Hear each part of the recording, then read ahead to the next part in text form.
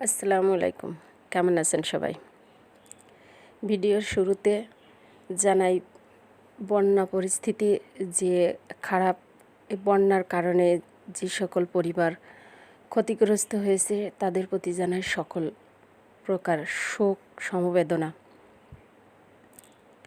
ইতিমধ্যে আমরা সবাই জানি যে বাংলাদেশের বন্যা পরিস্থিতি কতটা ভয়াবহ হয়ে দাঁড়িয়েছে। বাংলাদেশের মানুষের যেখানে যে জেলাতে বন্যা হয়েছে সেই জেলার মানুষ কতটা ঝুঁকিপূর্ণভাবে জীবনযাপন করছে, তাদের জীবন বাঁচানো কতটা ঝুঁকিপূর্ণ হয়ে দাঁড়িয়েছে, এটা আমরা সবাই কম বেশি জানি।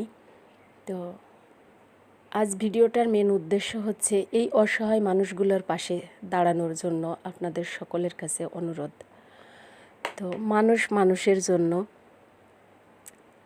আমরা সবাই চেষ্টা করি, আসুন আমরা সবাই মিলে চেষ্টা করি এই অসহায় পরিবারগুলোর পাশে দাঁড়ানোর জন্য। আপনারা হয়তো দেখেছেন হাজারো শিশু, হাজারো বৃদ্ধ মানুষ এবং বয়স্ক যারা আছেন এরা তো আসেনি, তো শিশু থেকে শুরু করে বৃদ্ধ পর্যন্ত প্রতিটা মানুষ কতটা জীবন ঝুঁকির মধ্যে কাটাচ্ছে, কতটা বাচ্চা ভেসে যাচ্ছে, কতটা শখের পশু পাখি, খামার, গরু ছাগল, হাঁস মুরগি ভেসে যাচ্ছে। তো এই ভেসে যাওয়া পরিবারগুলোর পাশে আমরা সবাই দাঁড়াই। তা আসুন আমরা সবাই মিলে তাদেরকে বাসস্থান, অন্ন, বস্ত্র এগুলোর ব্যবস্থা আমরা করি। আপনারা হয়তো দেখেছেন যে সামান্য একটা ভিক্ষুক, সেও কিন্তু তার ভিক্ষার থেকে কিছুটা অংশ এই বন্যায় ক্ষতিগ্রস্ত পরিবারের মধ্যে দান করছে।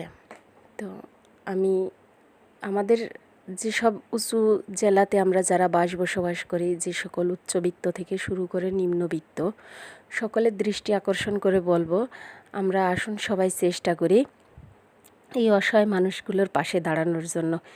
যে যতটুকু পারেন, যে যেভাবে পারেন, ঘর দিয়ে পারেন, বস্ত্র দিয়ে পারেন, খাদ্য দিয়ে পারেন, টাকা দিয়ে পারেন, তাদেরকে সহযোগিতার হাত বাড়িয়ে দিন। আমাদের এই বিন্দু পরিমাণ সহযোগিতায় হয়তো হাজারো পরিবারের মুখে জুটবে খাবার, হাজারো পরিবারের পরনে জুটবে বস্ত্র কাপড়, এবং হাজারো পরিবার পাবে হয়তো থাকার স্থান।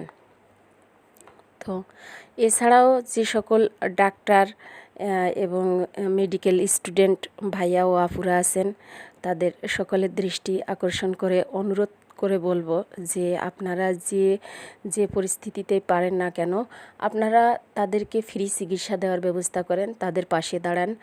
কারণ এই বন্যায় আপনারা হয়তো আমাদের থেকে, আমরা সাধারণ জনগণ আমাদের থেকে খুব ভালোভাবে জানেন যে বন্যায় যেসব জেলাগুলো কবলিত হয়েছে, ভেসে গিয়েছে, তাদের এই পানিটা যে দূষণ হচ্ছে, যে বিভিন্ন ধরনের ময়লা মলমূত্র পানির সাথে ভেসে আসছে, এতে করে কতটা মানুষ অসুস্থ হতে পারে, এটা আমাদের মতো মানুষের থেকে আপনারা যেহেতু ডাক্তার সেটা খুব ভালোভাবে জানেন। তাই আমি আপনাদের সকলের দৃষ্টি আকর্ষণ করে বলবো, আপনারা সবাই সহযোগিতার হাত বাড়িয়ে দিন, তাদেরকে ফ্রি চিকিৎসা দিন এবং যদি পারেন অর্থকড়ি কিছুটা দান করেন।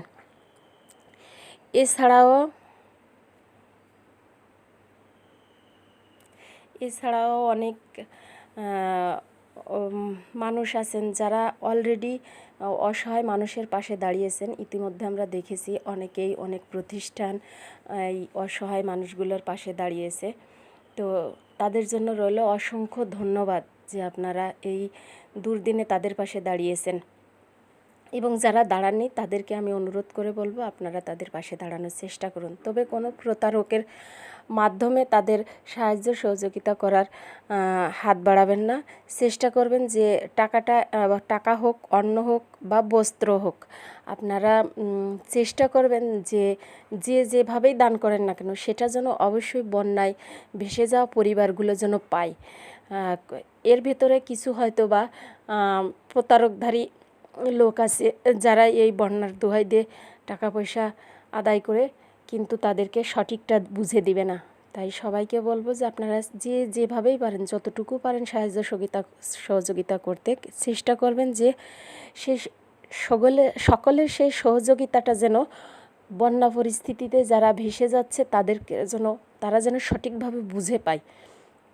এই দায়িত্বটা কিন্তু শুধু একার নয়, আমার আপনার বলে নয়, বাংলাদেশের পুরো মানুষের এই দায়িত্বটা।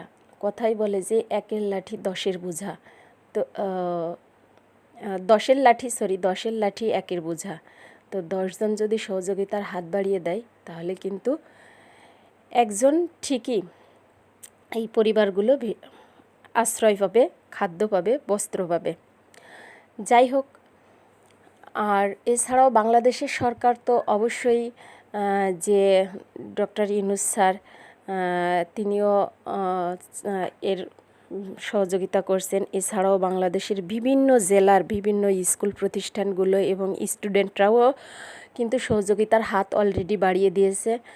আর এছাড়াও আমরা সাধারণ জনগণ, আমাদেরও তো কিছু করণীয় থাকে, শুধু সরকারি যে দিবে তা নয়, সাধারণ জনগণেরও কিছু করণীয় থাকে।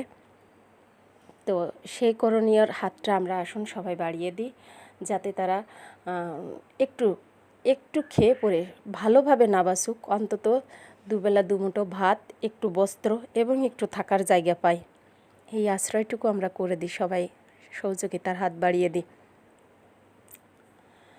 এছাড়াও আরও যে কিছু তাদের যে জেলাগুলোতে বন্যায় যারা ভেসে গেছে, যাদের যে জেলাগুলোতে বন্যা হয়েছে, আমরা অনেকেই জানি যে সেখানে কিন্তু মোবাইল যে টাওয়ারগুলো, নেটওয়ার্কের কিন্তু অনেকটা ঘাটতি পড়েছে, যার কারণের জন্য সেইখানকার যে যোগাযোগটা সঠিকভাবে কিন্তু তারা মানুষের সাথে করতে পারছে না।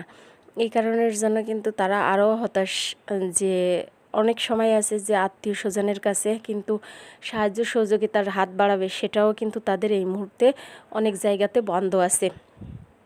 আর ডক্টর ইউনূস স্যারের উদ্দেশ্যে একটা কথা বলবো, এবং সাধারণ যেসব স্টুডেন্ট যারা আছেন তাদের সকলের উদ্দেশ্যেই বলবো যে সবাই আসুন চেষ্টা করি। এখন যেটা হবার হয়ে গেছে, বাংলাদেশে যে বন্যাটা হয়েছে, এটা ভারতের যে বাঁধটা খুলে দিয়েছে এবং প্রচুর বৃষ্টির কারণের জন্য কিছুটা হয়েছে, এবং ভারতের কোনো চুক্তি ছাড়াই ভারতের বাঁধ খুলে দেওয়ার কারণের জন্যই কিন্তু এটা হয়েছে।